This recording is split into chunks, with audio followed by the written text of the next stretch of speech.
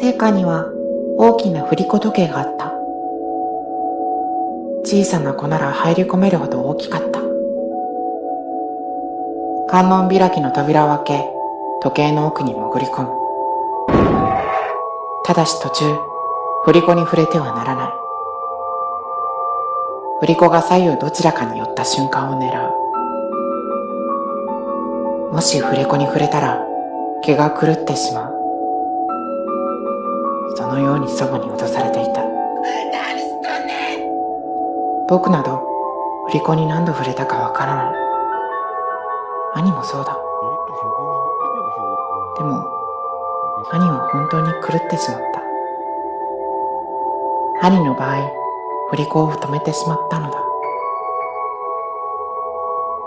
止まった時計の奥、膝を抱えた兄の姿。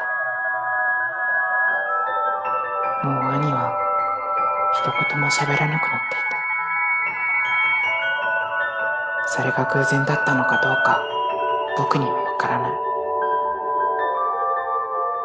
当然だが、すぐに振り子時計は壊された。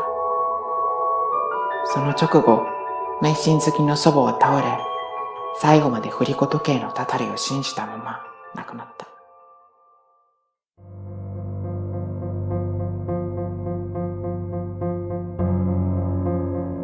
それからいろいろなことがあったけど、高校を卒業すると僕はすぐに上京した。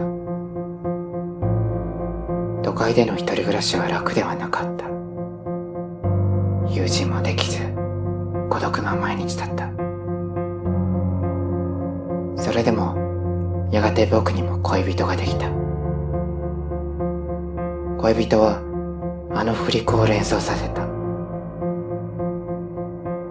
あちらへ揺れ、こちらに揺れ。暗い観音開きの扉の中で揺れ続け、触れると気が狂ってしまうような少女。でも、彼女の体に触れるくらいなら大丈夫。僕など、彼女に何度触れたかわからない。揺れる振り子を止めなければいい。振り子時計を壊したりしなければいい。つまり、彼女と別れなければいいんだ。そんな風に、僕は単純に考えていた。ところが、ある日突然、彼女が消えてしまった。何の予告もなく、置き手紙すらなかった。彼女の服も、靴も、持ち物も、みんな消えていた。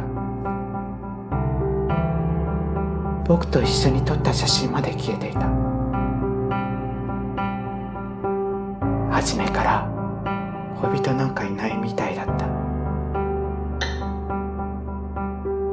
僕は膝を抱えて床にうずくまった。その姿はあの古時計の奥にいた兄と同じ。目を閉じると振り子が見える。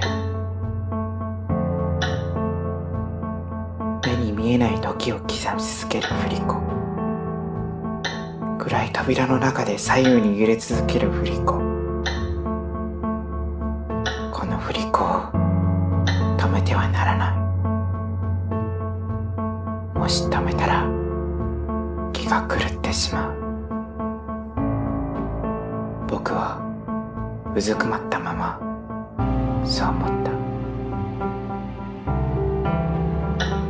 おそらく迷信に過ぎないのだろう。だけど今でも僕はそう思っている。